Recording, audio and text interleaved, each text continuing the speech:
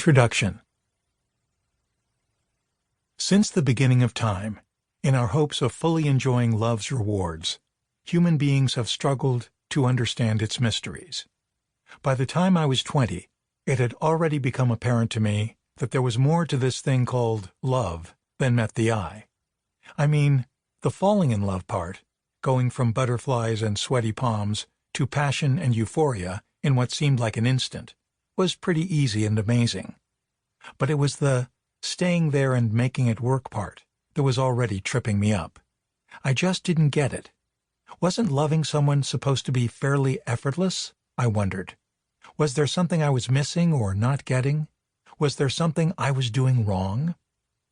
Not surprisingly, after a few failed attempts, but still hopeful I could crack the code, I landed in a psychotherapist's office. Thankfully, my therapist was a wise and caring older man sensitive to the human condition. A world traveler and lover of the arts, he had a penchant for sharing bits of poetry and literature with me in an effort to shed some light on my path. On one particular occasion, he shared something written by poet and novelist Rainer Maria Rilke. For one human being to love one another, that is perhaps the most difficult of all our tasks, the ultimate, the last test and proof, the work for which all other work is but preparation. These words struck a chord in me. Love, or loving well, is really hard. It takes work that requires so much of us personally. While it still wasn't clear to me just what kind of work I needed to do to be successful in love, Rilke's words helped me feel less alone. Not long after being introduced to that passage, I came across it on a greeting card, bought and framed it, and hung it in my various homes over the years. A supportive reminder as I attempted to understand just what was required of me to love and feel loved. Every day in my work as a psychologist, I meet with people struggling to make love work. I hear about relationships that seem to start off well with such hope and promise, but then go south. Those that are riddled with fighting, animosity, conflicts, or insecurity, and those that have become numbingly lifeless or distant over time. People describe feeling misunderstood, unappreciated, and put upon. They struggle to understand how they could go from once feeling happy with their partners to now being awash in a sea of confusion, disconnection, hopelessness, and despair. Some can't identify anything particularly awful about their relationships, but are troubled by a niggling sense that something's missing. Many of them have worked incredibly hard to make their relationships better, to do things differently, and get back on track. Some of them have even been in therapy before. But no matter how hard they've tried, they haven't been able to achieve any lasting success in their relationships. Invariably, they end up repeating the same patterns over and over again, patterns that get them nowhere. Sound familiar? If so, you're not alone. A recent study by the National Opinion Research Center at the University of Chicago found that relationship dissatisfaction is on the rise. More people are struggling to keep love alive than ever before. So, why do so many of us have a hard time? Based on the people I encounter in my life, both professionally and personally, my own life experience, and all the advances we've made in understanding how the human brain works, I've come to understand that, while our specific problems may differ, the underlying issue for most of us is the same. At the core of our struggles, festering beneath many layers of complaints, is a fear of being emotionally present and authentic in our relationships. We are afraid of being ourselves.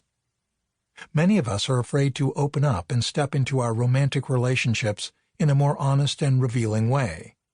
Whether it's the ability to give or receive love, manage and express anger, sadness, or shame, or acknowledge the need for closeness and security, our capacity to be emotionally present with our partners is hijacked by fear.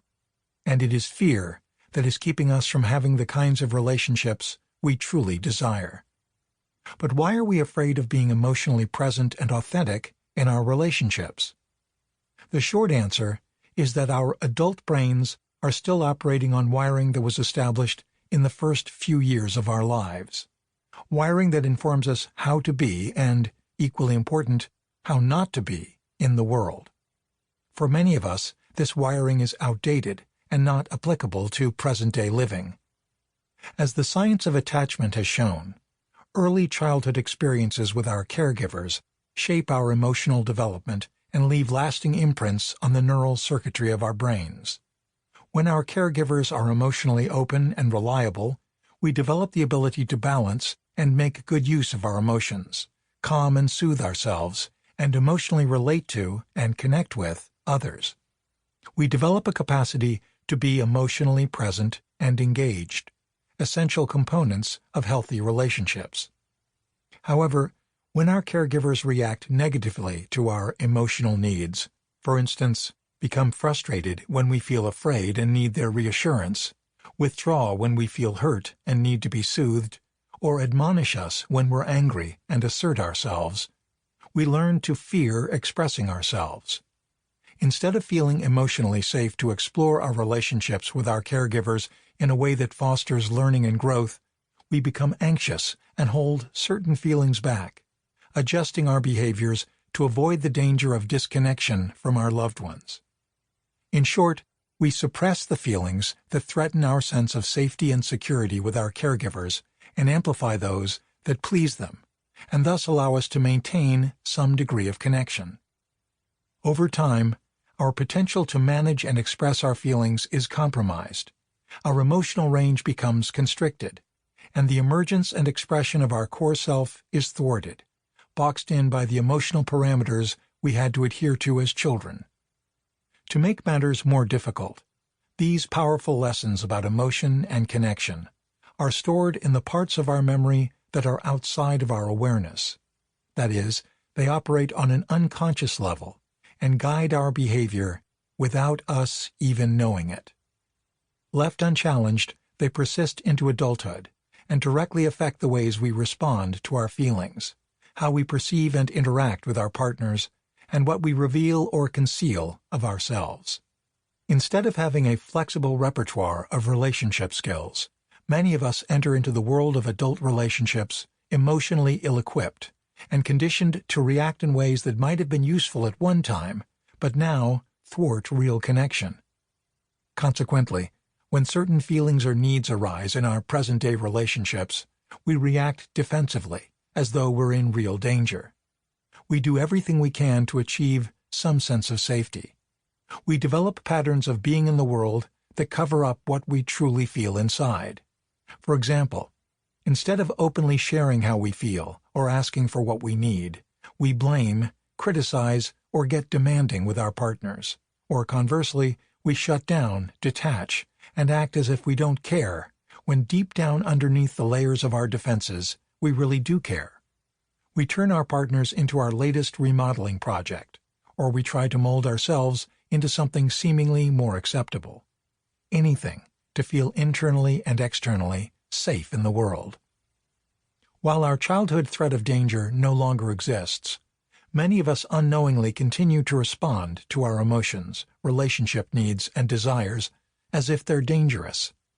We end up repeating the same defensive patterns over and over, patterns that get us nowhere, as if we had no other options. In order to protect ourselves, we get caught in circular arguments with our partners instead of taking the risk to share our hurt or fear. We minimize, deny, or hide our anger, pull away from our partners, and avoid being direct, and then end up feeling resentful, disinterested, or depressed.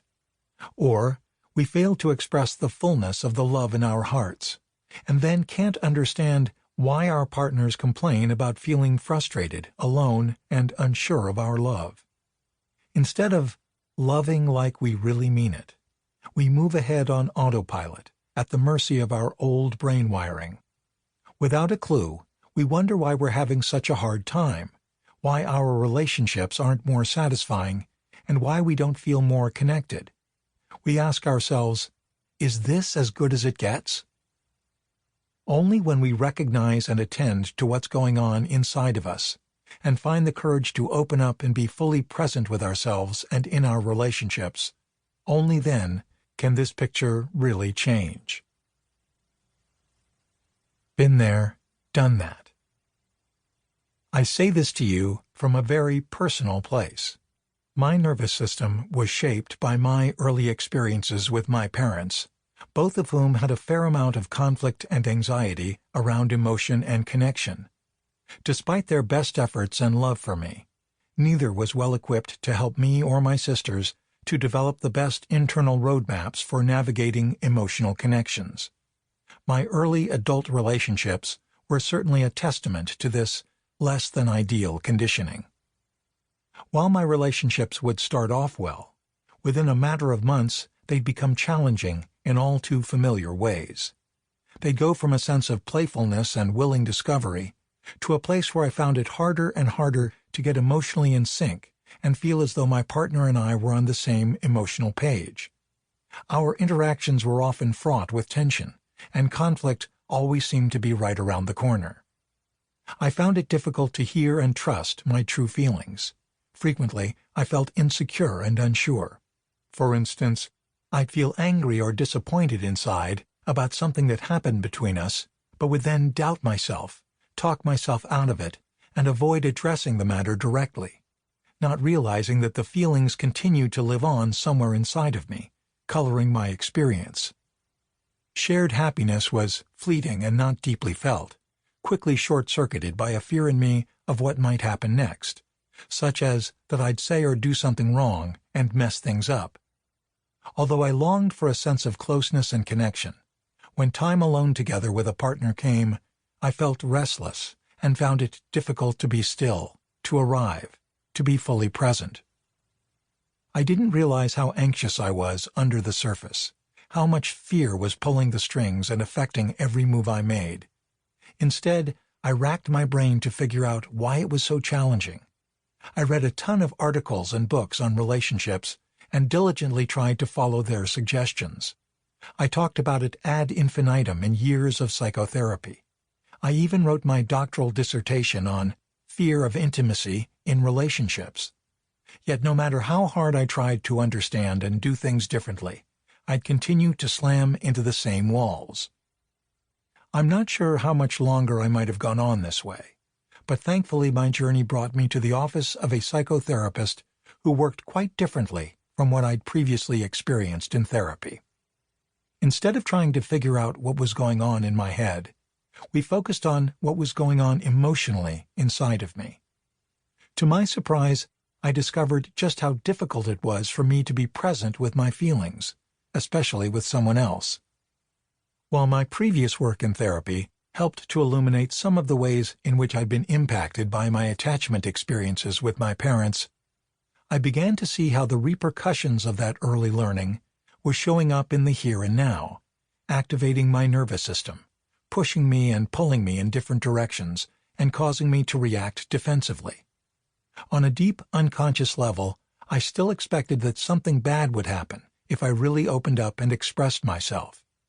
The old software in my brain kept giving off warning signals, reining me in, and forcing me down a narrow, well-worn path. If I was going to get anywhere different, anywhere better, I had to find a way to not get swept up in all the old, involuntary ways of responding. I needed to slow down, stay present, and deal with my discomfort, and find a very different way forward. It was challenging at first and scary, but over time, space inside me opened up in which I could step back and observe what was going on, and recognize when my old wiring was getting triggered. Instead of running or spinning around in my head, I learned to lean into and stay with my emotional experience. Gradually, the grip of anxiety eased up, and I began to disentangle myself from my nervous system's old reactions. With the buzz of my anxiety turned down, I was more able to connect with my core self, the self that knew how I felt, what I needed, and what I longed for, the self that wanted to reach out, connect, and be close, the self that my early conditioning had kept in check and covered up.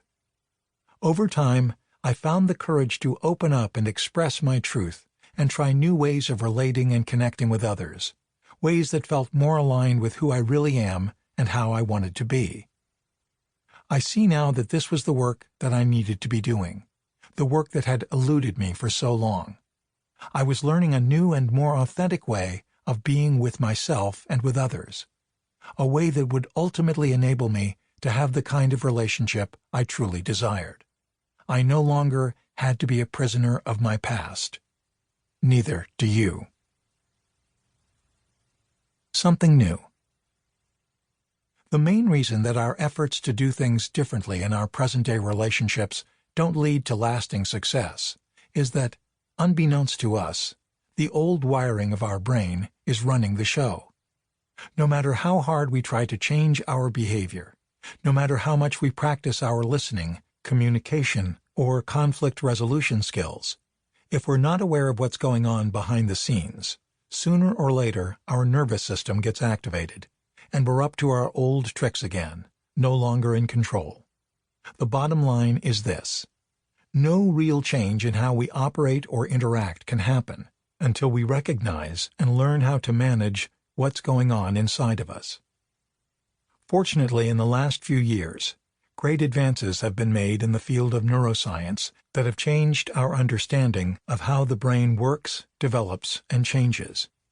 While we used to think that the hard wiring of our brain was set in stone by the time we reached adulthood, it's now well understood that the brain is plastic, which means it remains malleable over a lifetime and reorganizes or rewires itself in response to new experiences, a process that is known as neuroplasticity.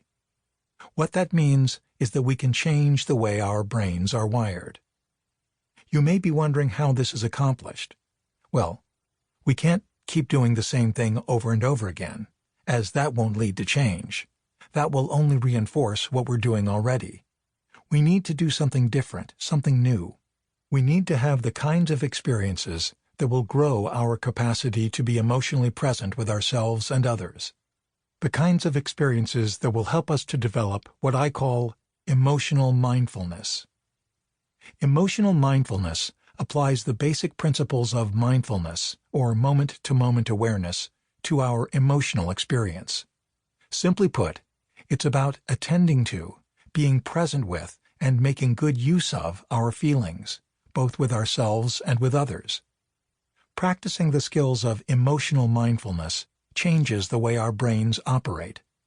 By focusing our attention in positive and constructive ways, we can free ourselves from old habits and fears, befriend our emotional experience, and develop new ways of relating.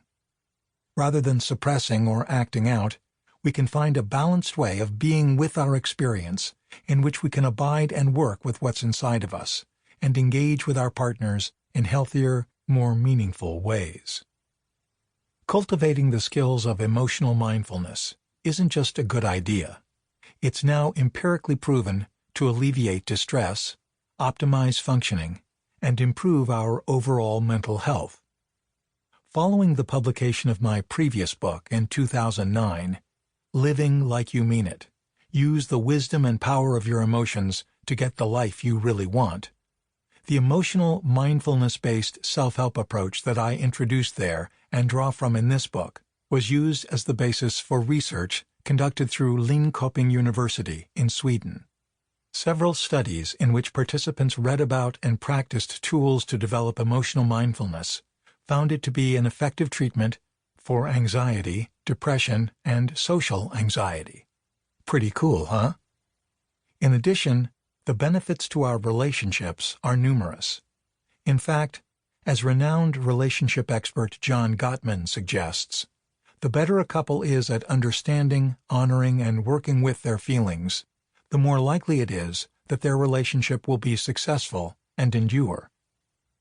When we're able to navigate our emotional experience mindfully and express our feelings, needs, and desires in ways that inspire our partners to do the same, it draws us together, increases our sense of safety, security, and trust, and strengthens our connection. On more solid footing, we're better able to manage conflict, repair rifts, and get back on track. Emotional presence infuses our relationships with energy and vitality. It also increases our sexual desire. Empathy and compassion grow between us, and we learn to support each other emotionally more freely. When we're able to understand and share our innermost feelings, we're better able to get the kind of caring we need from our partners, and in turn, our partners feel important, valued, and loved. Overall, our relationships are imbued with a deep and abiding intimacy, and as such, are more gratifying and lasting. Being present with and sharing our feelings, needs, and desires with our partners has the power to transform both our minds and our relationships. That is, if we can find the courage to get out of our comfort zone and be present and engage with our partners in a more open and vulnerable way. The challenge we face is in breaking free from the old wiring in our brains that is keeping us from these riches. An inside job. Of course, as the saying goes, it takes two to tango. Our partners are responsible for themselves and the role they play, and we need to collaborate and learn how best to work with each other. But the self that we bring to the dance of love is a crucial factor in our relationship success. Are we showing up with limited emotional and relational skills, or are we flexible and agile, able to navigate and respond to the music of our emotions? Are we bringing our best self to our relationships, or one that is compromised? While who we are and how we manage our feelings is not our fault, after all, our brains are the product of not only our early environment, but also millions of years of evolution and our genetic inheritance. Given the choices that neuroplasticity affords us, isn't it our responsibility to become better stewards of our emotional selves? In order to give our relationships a fighting chance, we need to. As psychologist and co-developer of mindful self-compassion, Christopher Germer explains, transforming relationships with others starts with us. It's an inside job. Besides, does it feel fair or acceptable to you to have to sacrifice your happiness to the wiring of your childhood? Never being able to realize your full potential? Never being able to go the distance in your relationships? Somewhere inside of you, behind the anxiety, fear, guilt, or shame, is your core self, the self that knows your truth, how you feel, what you need, and what you want. The self that can feel and express a full range of feelings, is able to see things clearly and responds accordingly. Your most resourced self, who can deal openly and effectively when times are hard. Your compassionate, loving self, who can be open, close, and connected. The self you were meant to be were it not for some less than ideal early programming. Isn't that the person you want to bring to your relationship? Take a moment or two to ponder this question. What do you imagine your life might be like if you did? Change can begin with just one of us when we do our part to help shift the relational dynamics in a positive direction. We can come to our relationships better equipped to navigate our emotional experiences and give them our all. Personally, I can attest to how much better things go in my marriage of over 20 years when I slow down and attend to what's going on inside of me and do the work to communicate in a mindful way. When we mindfully share our core feelings, we give our partners the opportunity to know us more deeply and to respond in new and different ways. We maximize our relationship's potential to be a place of growth and healing. If we really want our lives to change, if we really want to feel close to our partners and them to us, we have to find the courage to share our deepest selves.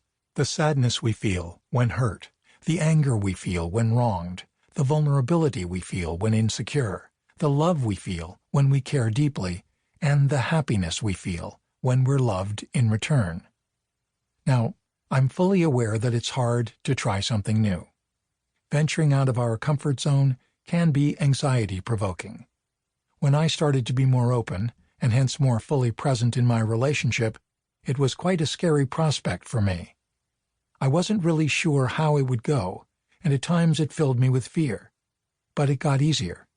And it's not like I jumped in hook, line, and sinker. It was more of a one-step-at-a-time approach. Developing emotional mindfulness works the same way. It's not an all-or-nothing proposition. It's a process that, with repeated practice, strengthens over time. So if you're feeling a bit daunted by the prospect of doing this, that's very normal. But not to worry, as there's a way of going about it that can make facing our fears more manageable.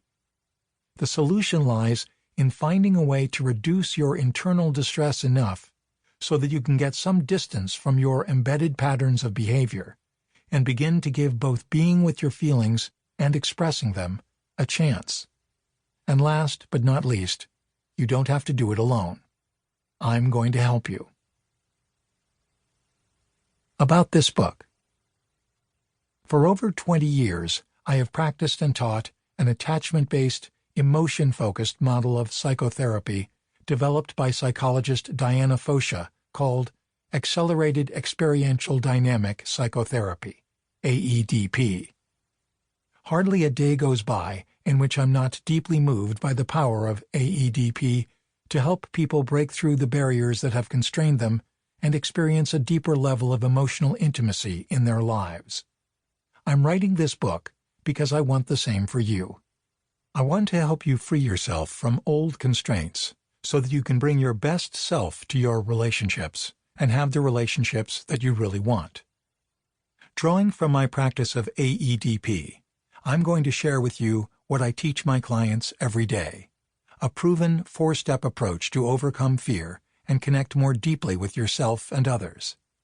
While our focus will be on helping you improve the quality and experience of your romantic relationships, this approach can also be used to help you better navigate and improve all kinds of relationships with people you love, whether they be friends, children, or family members. This book is divided into 3 sections. Part 1 helps you better understand why and how your past is showing up in your present. Part 2 provides the skills you can develop to help manage your emotional experience, separate your core self from your old wiring, and engage with your partner in a healthy, productive way. You'll learn how you can apply those skills in your life and bring your best self to your romantic relationships. Part 3 illustrates what the 4 steps look like in action. Having a better understanding of yourself, your behavior, and how your brain operates can enable you to approach the work of change from a more effective and caring place inside yourself. In Part 1, How We're Wired, we'll start our journey together by taking time to consider some important lessons from attachment theory and neuroscience that help to explain how early relational experiences shape our brains and lay down neural roadmaps that implicitly color our perception and guide our behavior in relationships. We'll examine the emotional environment in which you spent your formative years and the subsequent styles of relating we tend to develop as a way of maintaining some sense of connection and safety with our caregivers. You'll become familiar with patterns of responding we typically get caught up in, so that you can see more clearly how your early programming is getting played out in your current life, and make better sense of your behavior. In Part 2, Updating Our Wiring, I'll teach you a 4-step approach to developing and utilizing the skills of emotional mindfulness. With Step 1, Recognize and Name, you'll learn to identify when old programming has activated your nervous system's threat response, when you've been triggered, so you can begin to break the pattern of habitual responding. In Step 2, Stop, Drop, and Stay, you'll learn to pause and make room, turn your attention inward, and abide with what's happening inside of you without being reactive. You'll learn strategies to ease your discomfort, attend to your inner wounds, and comfortably move through your feelings to a calmer and clearer place. No longer caught in the grip of fear, you can pause and reflect, which is Step 3. This step is about gaining access to the wisdom that comes with being in touch with your core self. Consider a now broader range of options, and choose a course of action that is more aligned with your intentions and values.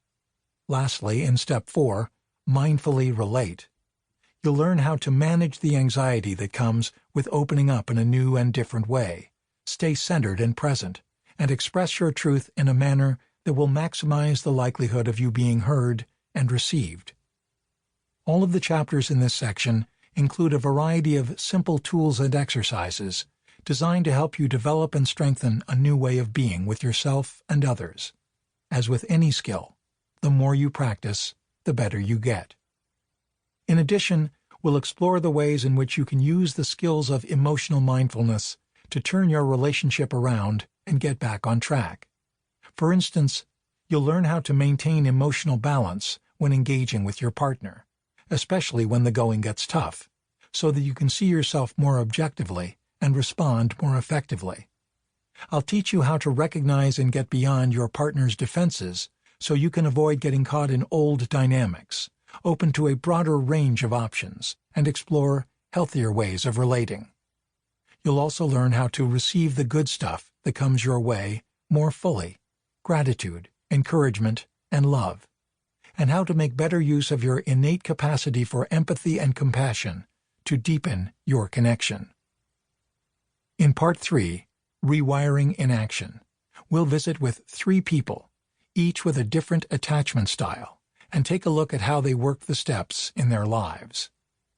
Throughout this book, I'm going to share with you stories of people like yourself, people who felt frustrated, alone, and in despair, but who in facing their fears and taking the risk to be emotionally present with their partners, saw their relationships change in ways they hadn't imagined possible.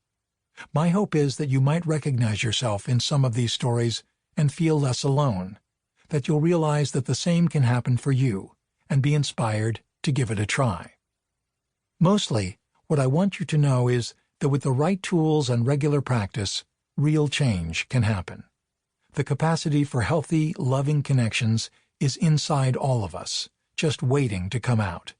Are you ready to find a way to set it free and let it shine? Come with me. Let's do it together. You'll see. Your relationship can be fuller and richer than you ever imagined. You can have the relationship you really desire and are meant to have. You can love like you mean it.